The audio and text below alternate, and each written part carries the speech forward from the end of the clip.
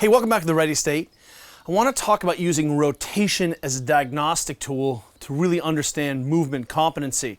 So do you own your position or shape, yes or no? Well, the rotation tells the tale. So one of the things that you know that we're fans of is this thing we call the rotation primer. We've got a band set up about shoulder height, and we're looking for, in this long lever shape, can I create rotation through the whole system? Or am I just doing it distally like at the hand, which is where a lot of our athletes are.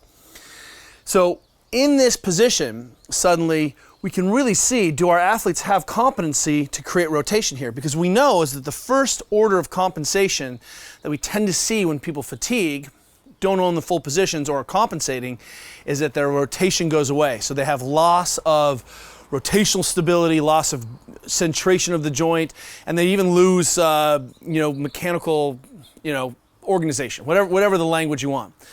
But what we know is, when you see this going, then you should be thinking to yourself, hey, I don't own this position fully. How do I know I can't rotate?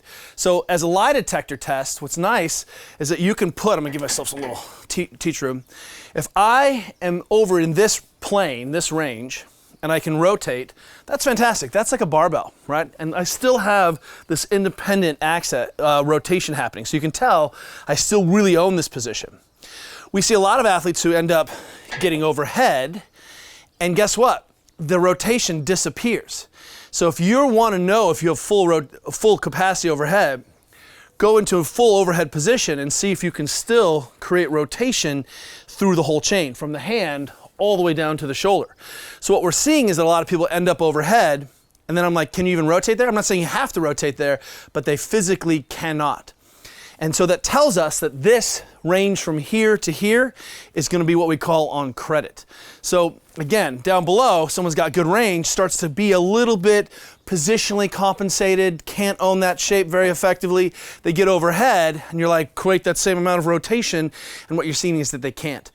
Using rotation as a diagnostic tool, as a prep, tells you that not only can you improve your range, but that you're not as effective when you end up at these end ranges. So lots of opportunity to train, lots of opportunity to restore.